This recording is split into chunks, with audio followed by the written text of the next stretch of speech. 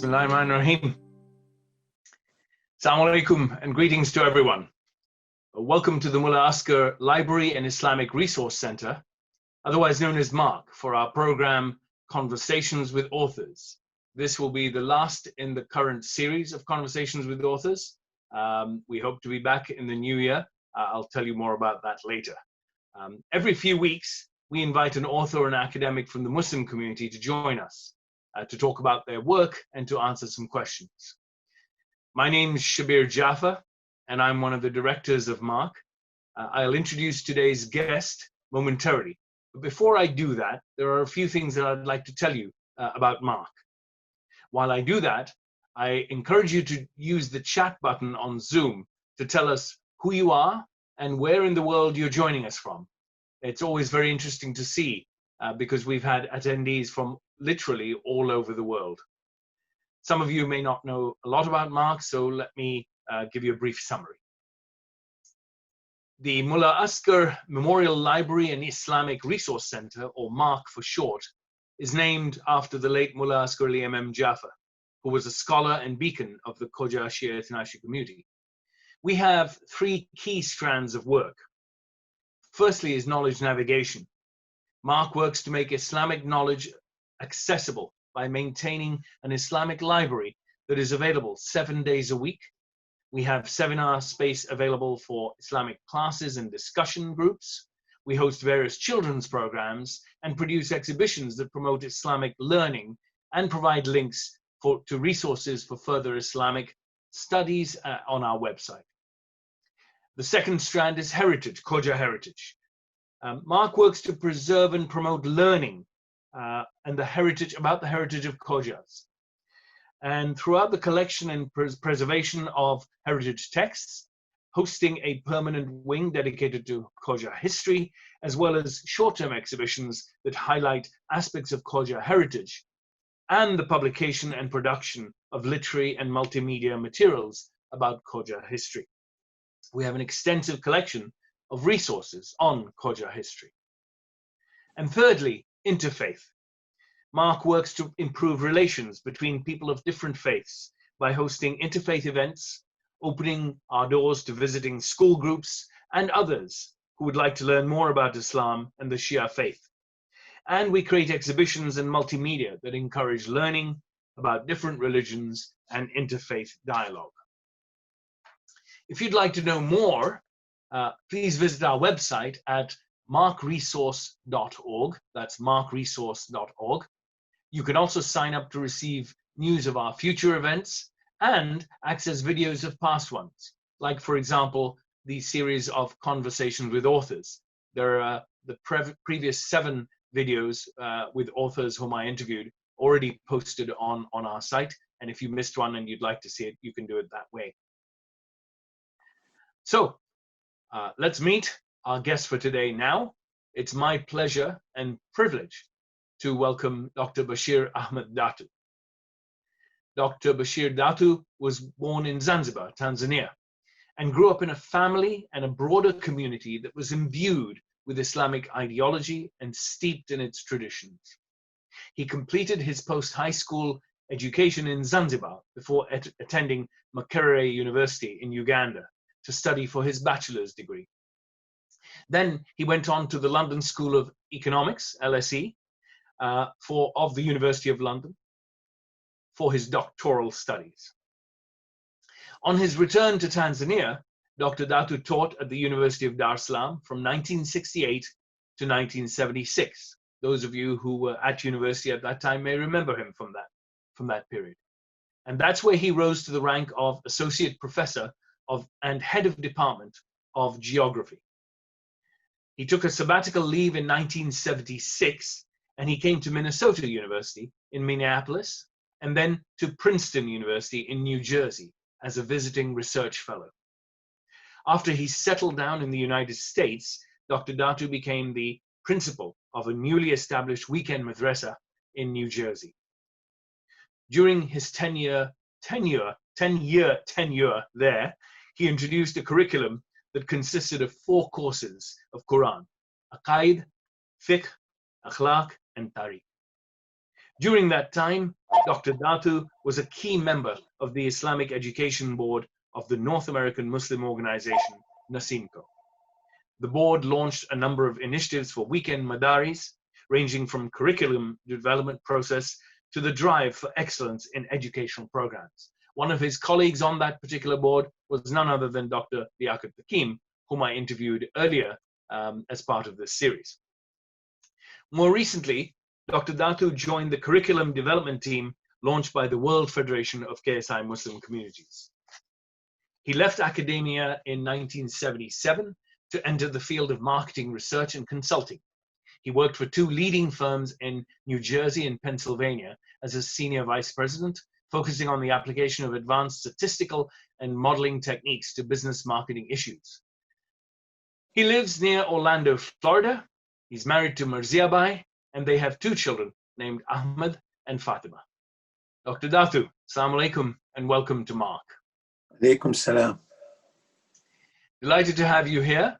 And just before I begin asking you the questions, a couple of observations. You know, we met barely over a year ago. Before that, we didn't know of each other. I didn't know who you were. You didn't know of me.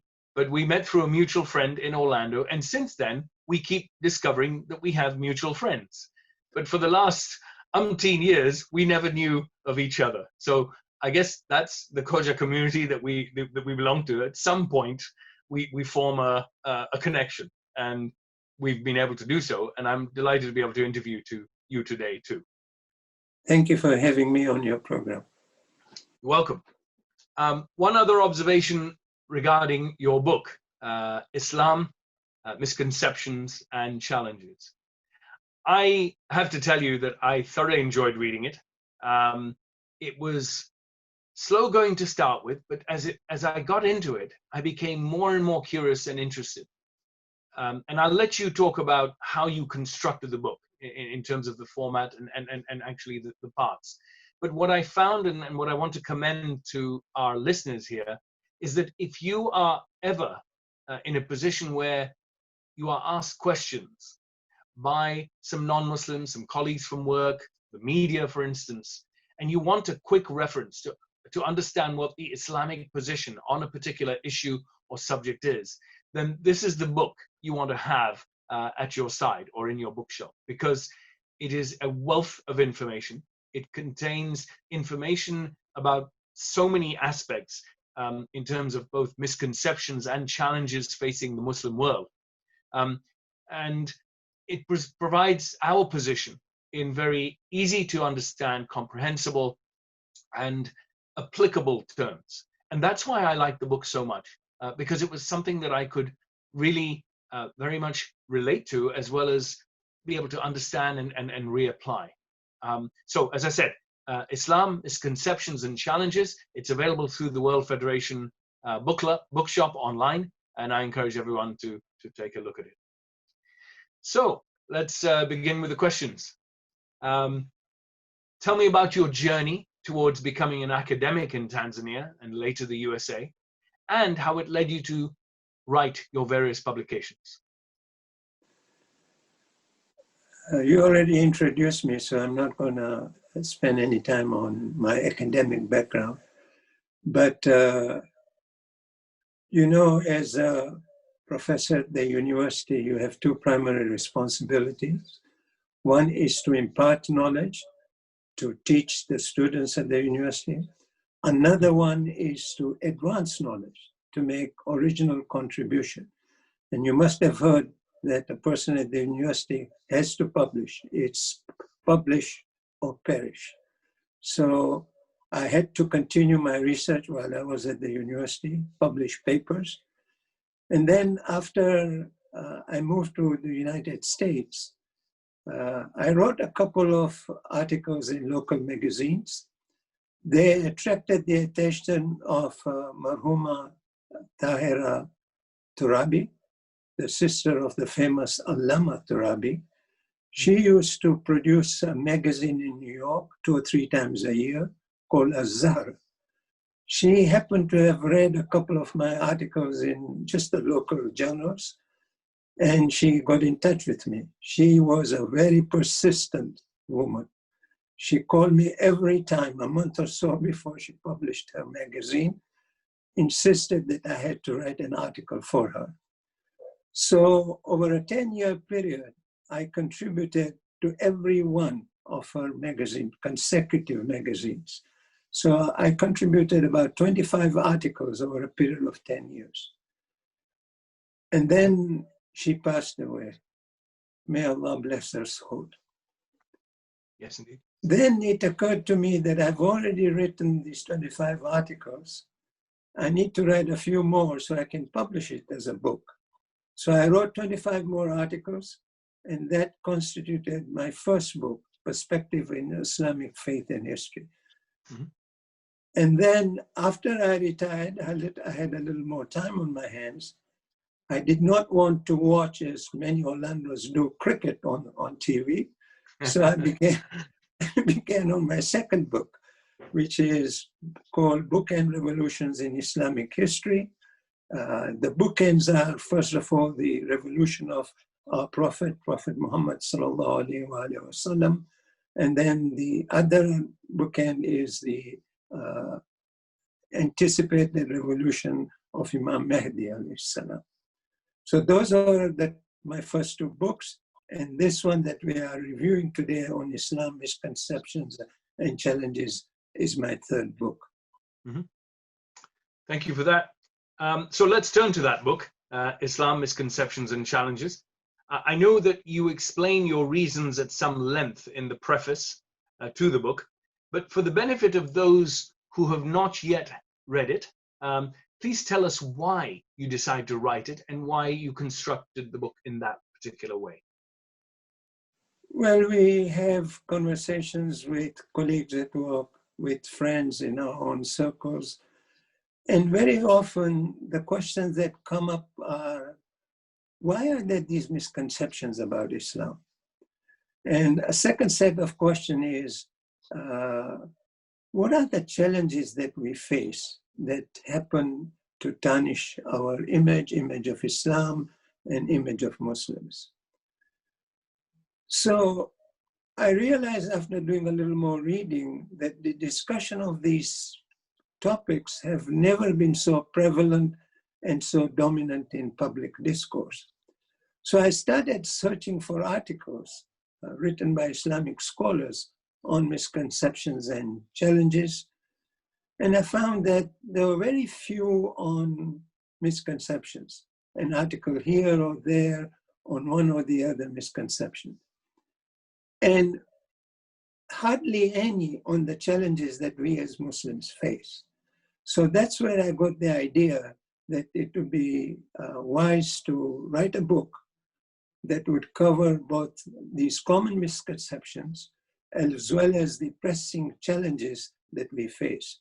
So this book contains 10 common misconceptions that generally non-Muslims have, though unfortunately even some Muslims have, and then 10 very pressing challenges that we as Muslims face. Now, these misconceptions have existed for centuries, partly because of the ignorance of the religion of Islam, and partly because there have been some deliberate attempts by some segments of the population in the West in particular to misconstrue Islamic verses, Quranic verses, and to quote them out of context. Now, the problems and the challenges have arisen more recently in the past century or two. And that is because of the advent of colonialism, which laid the foundation of secularism. And then it was compounded by the propagation of Salafi Wahhabi ideology, which, as we all know, is an exclusionist and puritanical version of Islam. These problems, unfortunately, greatly increased the challenges towards the tail end of the 20th century. This was because of the rise of Islamophobia and policy change that led to the emergence, unfortunately, of fringe extremist groups in Islamic lands who espouse extremist ideology and commit horrendous terrorist acts. Yeah, I want to talk about that later.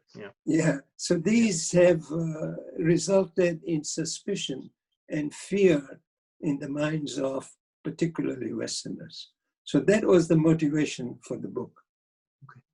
And as I read the book, I noted several references in the bibliography and at the end of each chapter to the work of Islamic scholars, both past and contemporary ones, many of whom I know and we all know, and in some cases we've already interviewed, or I've already interviewed for this series. For example, there were references to Sayyid Muhammad Rizvi's work, who's our resident alim here in Toronto.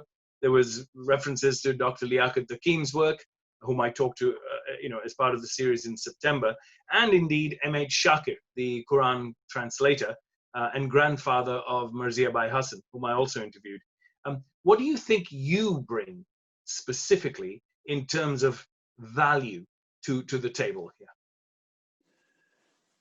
You have already given my background in Islamic studies as a principal of a madrasa in New Jersey, as a key member of the World Federation panel that was set up to develop an integrated curriculum.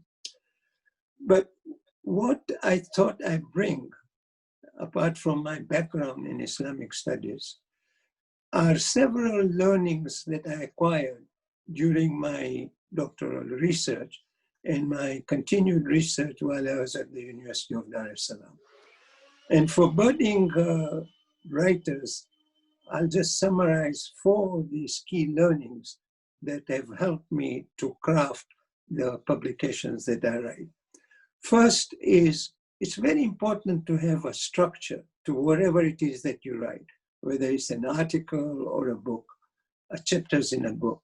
You have to have a structure, a conceptual framework that organizes your thoughts in a logical, systematic manner.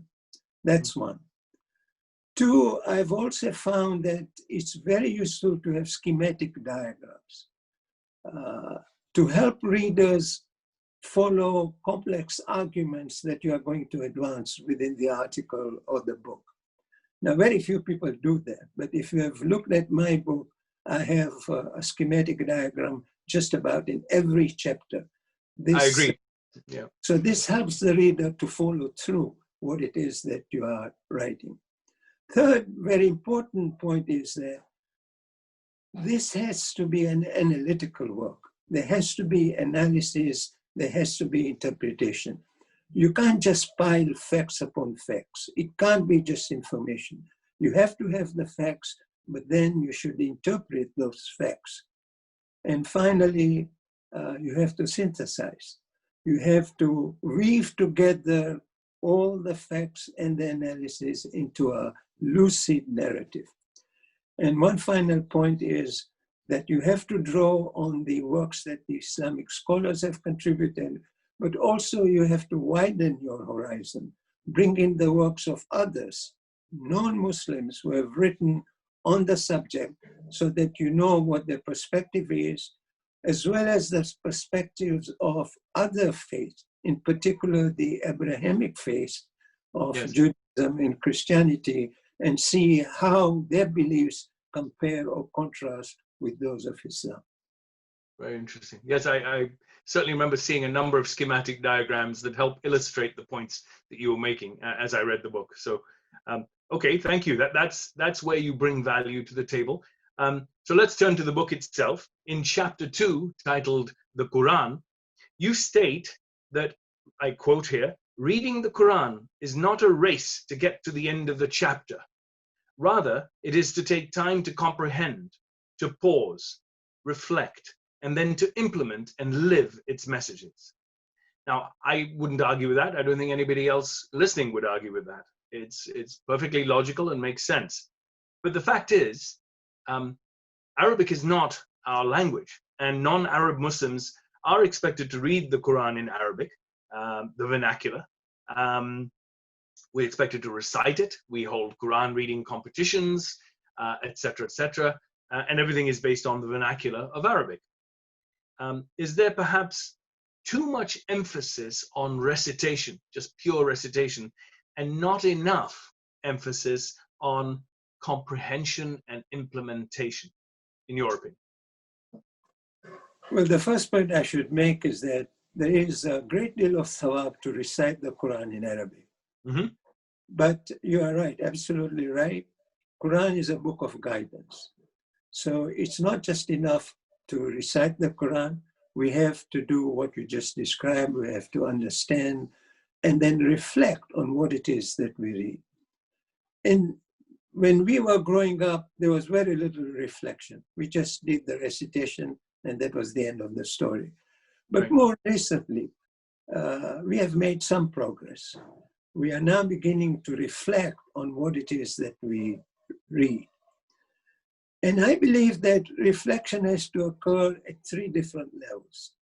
It has to occur at the individual level, at the family level, as well as at the communal level.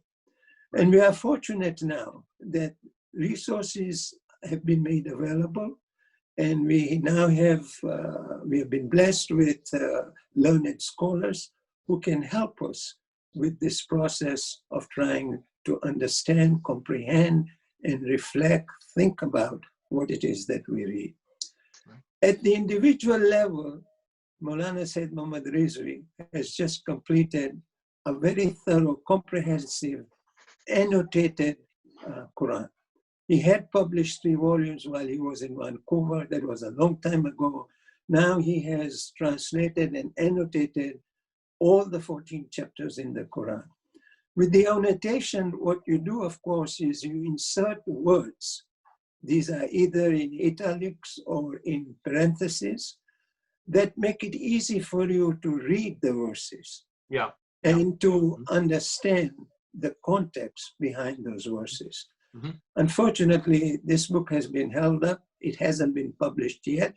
But those of you who have seen his 3 volumes that cover 12 chapters published while he was in Vancouver, you'll get a feel for what it is that he has accomplished. Yeah. Then at the family level, I don't know that many of us do much reflection on the Quran within our family circles. But we need to do that at the family level. Bring all the members of the family together, maybe once a week after dinner, spend 10, 15 minutes to reflect on the Quran. And again, we are fortunate that Academy for Learning Islam, as many of you might know, publishes a reflection every Friday. It's a bite-sized, 1-page reflection on an ayat of the Quran. Sometimes it's just on a part of an ayat of the Quran that very nicely explains what the message is behind that ayat or that part of an ayat. So we have that resource, and probably there are other resources that we can utilize. And then we come to the question that you raised at the communal level. Now, we have some very learned scholars who are now emphasizing the need to reflect. And particularly on Thursday nights during the majalis and on Fridays during their Jummah khutbah, they do spend time discussing an ayat or 2 of the Quran and try to make sure that we understand the message and plead with us to try and implement them. So there has been some progress in recent years. We hope and pray that it continues and we find more creative ways of trying to accomplish this goal, very noble goal. Inshallah, it will. And by the way, the thing you mentioned about the Academy of Learning Islam sending out every Friday a bite-sized analysis, tafsir of Quran. I'm on the mailing list for that, and I look forward to getting that every. Now, if I'm not mistaken, you are also on the board of that institution, are you not? Yes, yes. Yeah. And these are written by Sheikh Hasnain Kasmali and his wife, Sister Tahira Kasmali. Yeah, they do a sterling job, indeed. Okay, let's turn to the next question, and that is the chapter 3, very interesting one here, Islamic Sharia. Is it fossilized and harsh, or is it evolving and sensible? End of title, quote. So that's the title of the chapter. Is it Islamic Sharia? Is it fossilized and harsh, or is it evolving and sensible? It clearly explains the position of Islam on crimes like adultery, usury, theft, murder. But what struck me was your statement saying that in contemporary times, DNA evidence has conclusively proven the innocence of many inmates on death row in what are clear instances of miscarriage of justice. Now, full disclosure, I've never been entirely comfortable with the capital punishment, especially after reading statistics, for example, that in the US, 1 in 7 people who were put to death or who ended up on death row were later proven to be innocent. You could point to every kind of statistic in the world to kind of back your point up, but that's one of the reasons I've never been entirely comfortable. The fact that, you know, is it for us to take that action if we're not totally sure? But given this and your contention that fiqh is dynamic and progressive, isn't it time that our jurists re-examined the whole concept of capital punishment? Now, there's a distinction between unintentional manslaughter and premeditated murder. And Islam prescribes different punishments for these two types of crimes. Yes. And these, incidentally, have become the standard legal practice. Mm-hmm. Now, with manslaughter, Islam recommends blood money, indemnity to the person that was victimized. Yes. And in addition, it recommends that you fast for 2 consecutive months to repent for the violent act that you committed. Right. Mm-hmm. Now, with murder, premeditated murder, there is capital punishment. Now, the proponents of capital punishment invoke the principle of justice. They say an eye for an eye. And a life for a life. The proponents, right, and the rest of it. And the proponents, those who are opposed to capital punishment invoke the principle of justice. Now, Islam has very beautifully accommodated both of these principles of justice as well as mercy. Islam argues that you have a right to demand punishment, justice, but you can only plead for mercy. So on the one hand, you can ask for justice. On the other hand, Islam encourages you to plead for mercy. So as an heir of the person who was killed, you have a choice. You can make a moral choice to forgive the person, or if you are not willing to forgive the person, then you can ask for monetary compensation. So that's how Islam handles it, in very beautifully trying to accommodate both this principle of justice and mercy. Thanks for elaborating on that. Chapter 7, entitled Human Rights, Does Islam Violate Them or Guarantee Them? This was an excellent discourse, which covered not just the rights, but the responsibilities of people in the case of human rights. What do we have to do to make the mainstream media and society at large help us disseminate the Islamic viewpoint here to the wider world? Because everybody thinks they know it, and everybody kind of tries to put us into a corner this way. But the truth is more aligned to what you write in this chapter, in terms of where you have human rights, you also have responsibilities. How do we get that out there and disseminate it more widely, in your opinion? Yeah, when we talk of human rights, we have in mind Western conception of human rights. Mm-hmm. As you begin to point out, these are just rights that we as individuals have, but they rarely talk about responsibilities that we also have, not just rights, but we have responsibilities. And these rights are kind of absolutionist and unrestrictive. They are defined in terms of their own culture, which, as we know, continuously or continually evolves. And it's unbounded. There are no restrictions on the rights that you have. Now, Islam, as you started pointing out, has a counterpoint to these things. Islam maintains that we have responsibilities as well as rights, and that our responsibilities precede our rights, that we have to discharge our responsibilities first before we can expect to be honored by these rights. Right. And two, we have limitations on rights. For instance, we cannot criticize the Prophet, nor can we criticize his divine representatives on the earth. And as Muslims, the rights of Allah subhanahu wa ta'ala take precedence over our own rights, and the rights of the Muslim community as a whole take priority over our individual rights. Mm-hmm. When there is a danger to the fabric of the Islamic society. For instance, things like promiscuity represent a grave danger, according to Islam, to the moral fabric of the society. So when it comes to rights, Allah has priority over them before we do as individuals. The society has priority over them than we do as individuals. Interesting.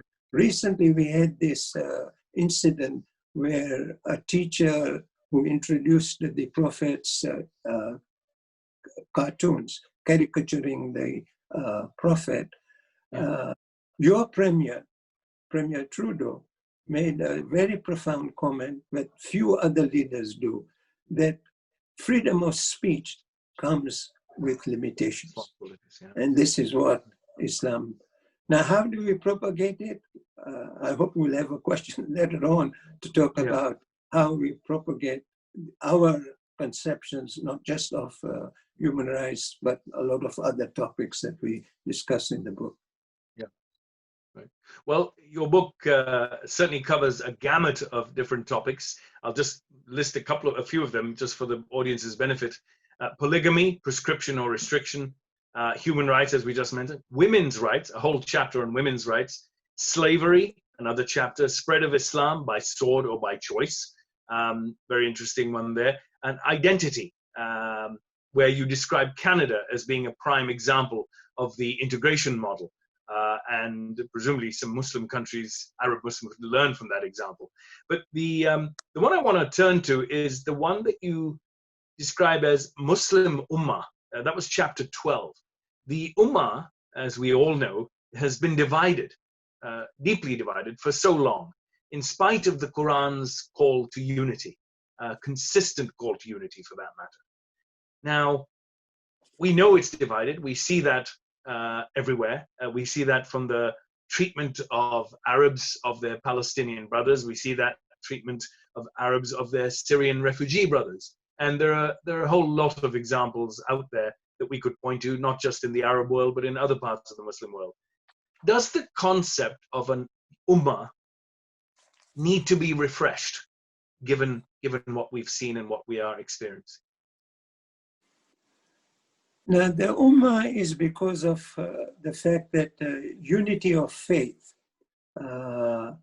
results in a bond of love and sense of brotherhood and sisterhood.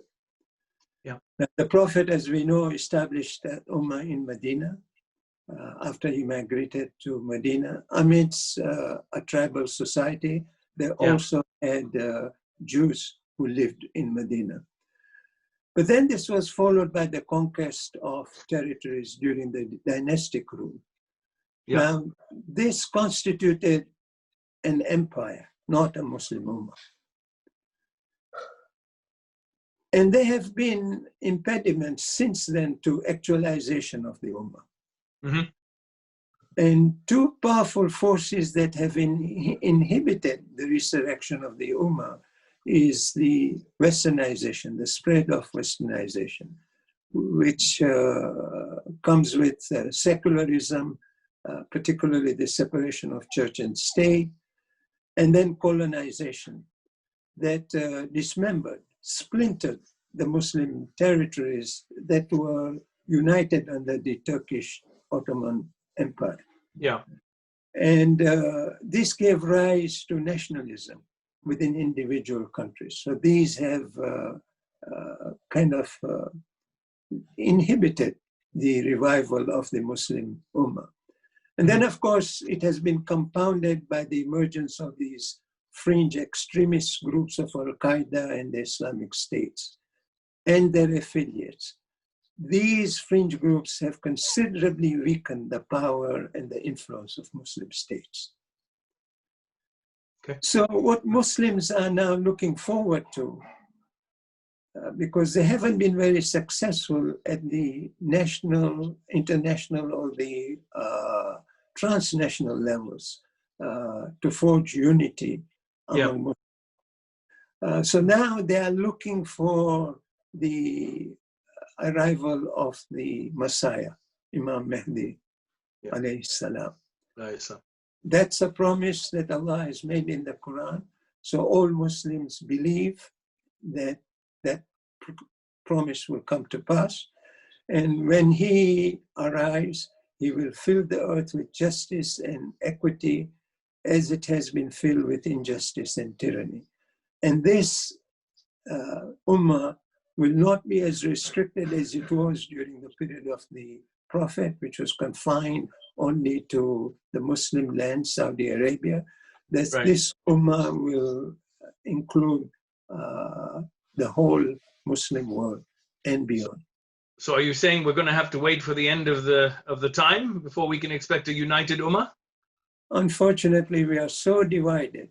Yes. We are so divided, and we are so fractured, competing interests, all these other complications of the fringe movements. I think it's may not be possible, at least in the near future. Okay. All right. I'm anxious to hear some questions from our audience. I'm going to ask you one last question before I move to that. In your last chapter, chapter 20, entitled Muslim Scientific Advancement, this was very informative and very interesting and enlightening. In it, you write about the early Muslim medical contributions of physicians like Al-Razi, Al-Majusi, and Ibn Sina, of course. A month ago, barely a month ago, we heard that the children of 2 Turkish immigrants to Germany had developed the much needed, or helped to develop the much needed COVID-19 vaccine for the company BioNTech. I'm sure you received WhatsApp messages to that effect. A lot of Muslims floating those messages around, almost, saying that, oh, isn't this wonderful that these 2 are Muslims and they developed it, etc., etc., etc., and justifiably being proud of them. But at the same time, I had to stand and wonder, or I had to sit and wonder, will these kind of achievements only come from Muslims who are based in the West, like these 2 people were, based in Germany, or can we expect scientists from the East to use what you described as prophetic and imamate medicine to make contributions to world medical progress?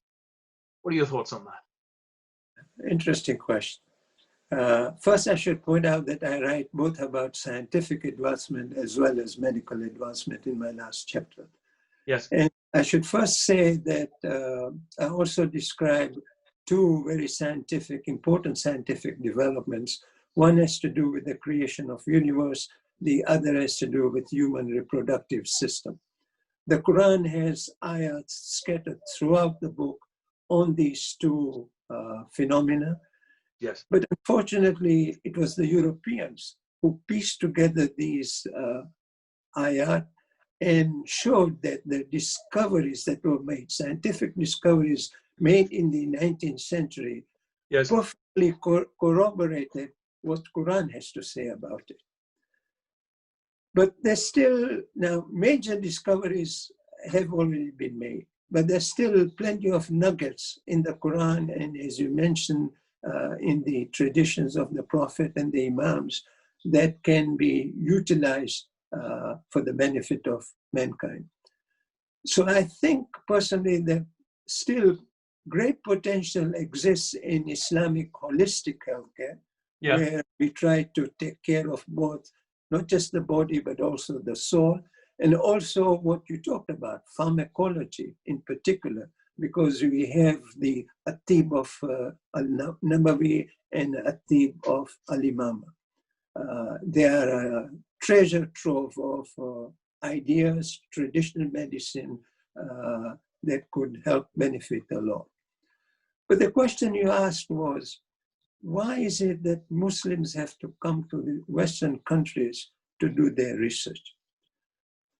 That's because, unfortunately, we don't have facilities in the Muslim lands, or until recently, we haven't had facilities in the Muslim lands. So these graduates, postgraduate students have had to come to the West in order to utilize the equipment and the resources that are available here. Yeah, I don't think it's through a lack of will. The Middle East countries, for example, with all their oil wealth, have been able to put up wonderful tall buildings and invest in all kinds of fancy dancy stuff. But it seems that scientific progress, medical advancement is not one of their top priorities. Would you agree? That was certainly true, because the Muslim countries as a whole spent about 1% or less than 1% of GDP on research and on development. Yeah. But now they've made some investments, perhaps not as much as we would like, but this limited investment is paying off.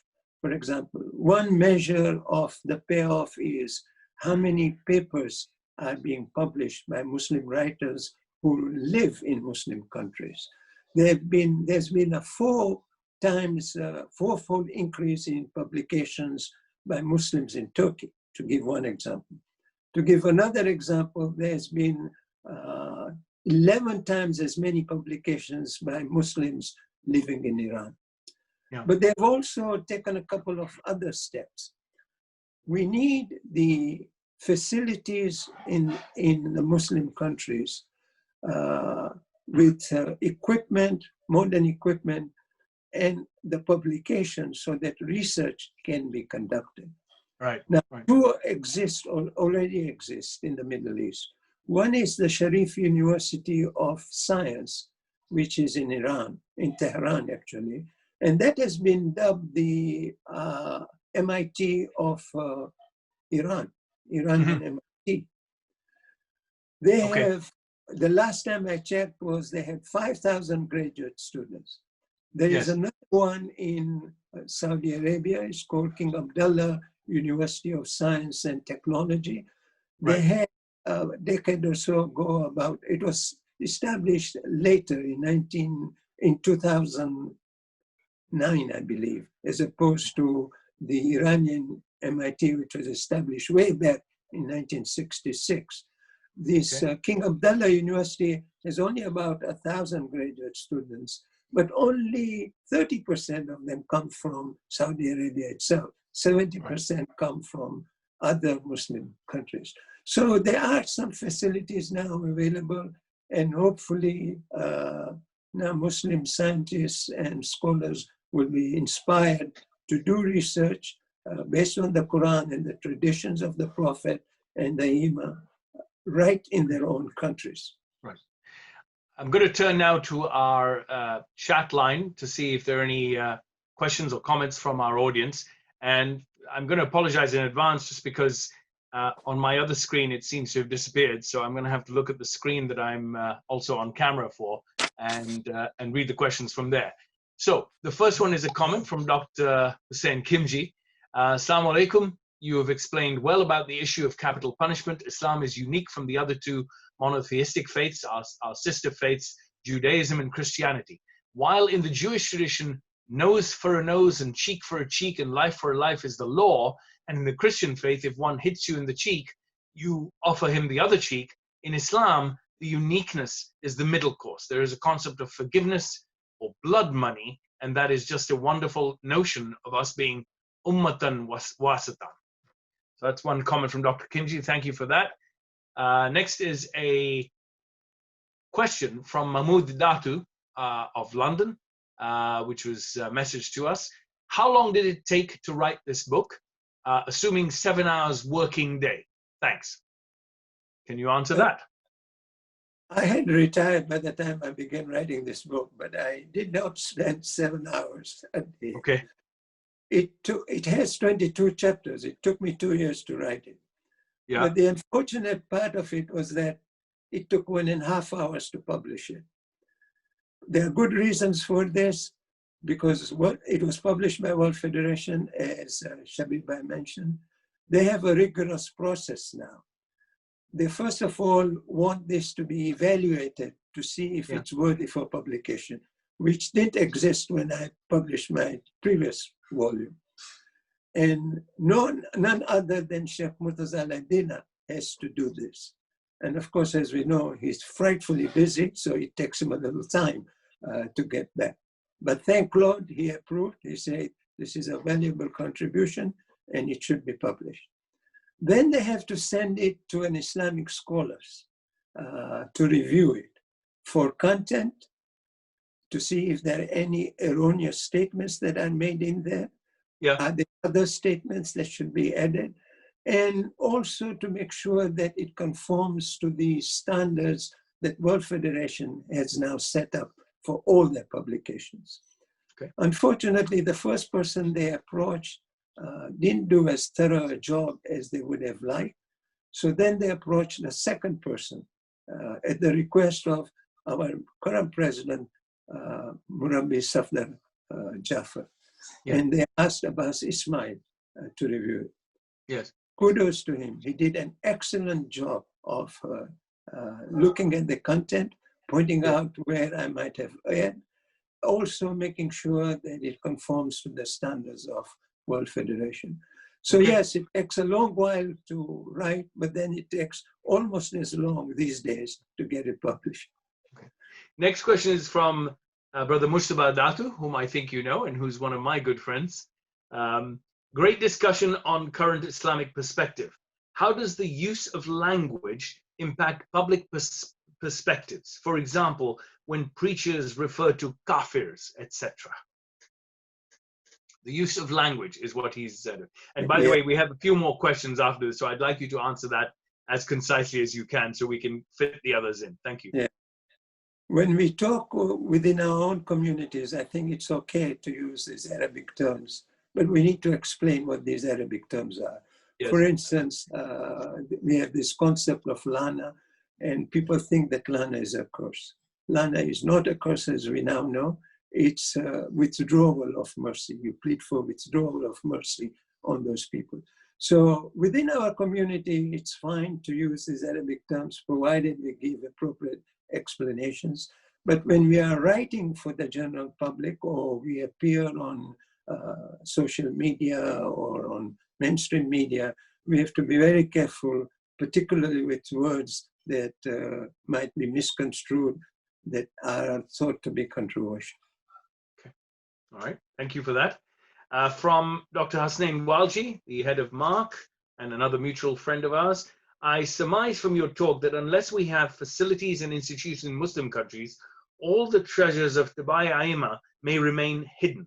What practical suggestions can you offer to address the paucity of institutions? Well, there has to be investment, as I said. Alternatively, you have to either go to Western countries or solicit their help. For instance, when I was writing a paper as an academic on trying to reformulate a very important theory of agricultural change, I needed to see all the papers that were written on the subject so that I know what has been suggested. But I didn't have those resources available to me in the University of Dar es Salaam. I had some, but we didn't have an extensive library. So fortunately, I had a contact in University of Minnesota because I had been there as a visiting research fellow. He was kind enough to photocopy. In those days, we didn't have internet or anything. He photocopied all the articles that I wanted to see and sent it to me. So that's what you are faced with if you live in a Muslim country where you don't have all the facilities, particularly with scientific and medical research. because you need equipment as well as publications to be able to do the research. Right. And this requires investment in those resources. Yeah. Thank you. Dr. Kimji, I noted you put your hand up. Can you just give me a few minutes while I bring the questioners who entered theirs by chat just before you? I will try to bring you in, however, so Okay. don't worry on that front. The next question from Sister Zina Tirji. Can you speak on the role of power elites, Muslims and non-Muslims, to allow Muslims and Islam to flourish in modern times?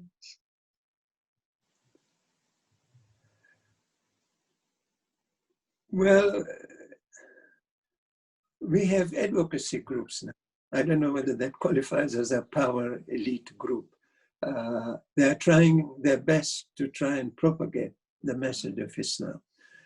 But I think what we need beyond that is to have speakers who can go on mainstream media, on social media, who Yes. can write articles, publish books, write letters to the editor to advance our philosophy whenever it's challenged, so that people get a better understanding of what Islam is and who Muslims are.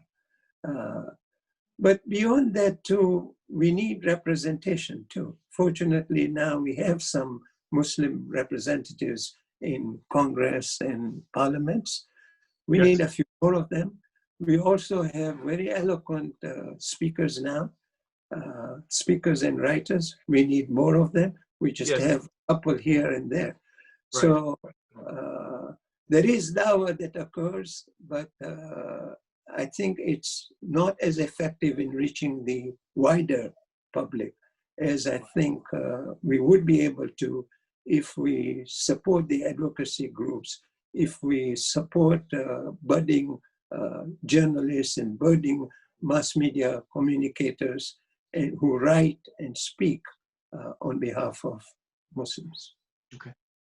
Next one is from Brother Murtada Kaku, who tells us he's a professor of basic physics in the US.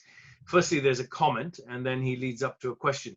The West has invested a lot of resources in science research, which has attracted international collaborations. This will not take place in Muslim countries because of the fact that science is essentially secular. Science in Iran tries to tailgate the West, but is fragmented and far behind. The best minds in Iran are lured to the West. Incidentally, science is both empirical, as the Arabs establish it, and theoretical. It is this beauty that founds the fact that I don't think you can read the Quran and get science out of it. One can agree with the Holy Book once the science, i.e., or e.g. black holes, is discovered. For example, the Quran does not give a clear estimate of how many black hole mergers are taking place in the universe. I have heard a rate of 4 per minute, which is huge. And then he goes on to ask his question. How does Bashir Bhai see the Quran as a Google for science? Well, unfortunately, when Quran was first translated, the translators were not able to translate the words accurately to reflect what the scientific truth was being conveyed. Now, of course, there have been changes, so that has improved. The Quran has a lot of nuggets, but they are scattered throughout the Quran. And it's only when science makes its discoveries that we wake up and say, hey, these were in the Quran itself. The Quran, yes, yes, indeed. Right? Yeah. Yeah. So that's the problem that we face. But okay, all right. But as I said, sorry. still a lot of potential. We may not be able to make huge discoveries based on the Quran, but there's still a lot of nuggets, and I believe that there's a lot of potential in pharmacology. Okay. This one's from our friend and fellow coffee lover, Brother Muhammad Mauladina. There are 2 types of verses in the Quran that suggest that jihad is either offensive or a defensive war. How are these verses reconciled? Well, I guess what he means is, how do you reconcile the 2 verses? That's a very, very nice question. Very profound question, I think. They are, in fact, true. There are two kinds of verses in the Quran. Yeah. One set of verses suggests that it's an offensive war. And these are the verses that are routinely quoted by Western critics of Islam. And there are other verses that suggest that no, it's a defensive war. And these are the verses that Muslim scholars quote. Yes. And the questioner put it very nicely. How do you reconcile these two sets of verses to come at a logical conclusion? Now, there are two kinds of verses, but some are unconditional verses. Jihad verses are unconditional. They are universal verses. Yes. And there are others that are conditional verses that regulate the unconditional, the universal verses. Yes. The universal verses prohibit, explicitly prohibit offensive jihad. Right. Defensive verses say you are allowed to wage a defensive jihad if in fact there has been transgressions. For instance, if you have been, as a Muslim country, you have been attacked, you have a right to defend yourself. Yeah. Or if there is tyranny on oppression, or Islam's message is being tarnished. So under those special circumstances, you are allowed to wage a defensive war, but not an offensive war. And there are also additional regulations too, that not anybody can declare even a defensive war. Yes. It has to be a person, a just person, a conscientious person who can declare it. Not any Tom and Dick and Harry can declare jihad. And then there is a code of conduct in jihad too that has to be followed. And finally, if the enemy sues for peace, you are required to cease hostilities immediately and make an accord with the enemy. All the above you actually explained very well in your book, and especially the whole concept or the notion of conditional and unconditional verses in the Quran. And I encourage those of you who want to know more about that to pick up the book and read, because what Dr. Datoo writes is very easy to understand and very informative. I'm going to ask Zara, our AV person, to let Dr. Kimji ask his question orally, because I believe that's the last. Oh no, there's one more after that. But go ahead, Dr. Kimji, and I'd ask you to be as brief as possible because we are nearing the time of 2 o'clock Eastern time, and we may have to finish soon. Go ahead, Dr. Kimji. Yeah, okay, yes, and thank you very much. I have actually two very quick comments, to make very quick. First of all, the jihad. In the aftermath of 9/11, Dr. Baidawi has actually given out his guarantee that there is no word jihad in the Quran asking Muslims to kill others. Okay, and I think that he has actually posted a bond, that you can be any word of jihad in the Quran that asks you, to kill others in the Holy War. And the Holy War to kill the first time was actually uttered by not Muslims but by Pope Urban II in the time of the Crusades. Jihad. You see, the word to kill in the Quran is qital, not jihad. Jihad is simply means the struggle. Now, of course, there is, and then there are 4 categories in the jihad. So Dr. Bashir Datoo has actually explained it quite well. You see, the other thing is, they wanted to, to give out this particular information that, there is a wonderful program called Empire of Faith, Islam Empire of Faith. In that, that particular documentary is totally authentic documentary, and it shows that, that our modernity of the 21st century would not have been possible had it not been for Islam. And all the medicals, that now we see in the West, would not have been possible had it not been for the Islam. Now, Iqbal, spoke it very well. He said, Teto wa abawa jida tumare, tum kya ho, हाथ पर हाथ धरे मुंतज़िर फरदा हो, यूं तो सैयद भी हो, मिर्जा भी हो, अफगान भी हो, तुम सभी को जो बाबा ये तो बताओ मुसलमान भी हो. So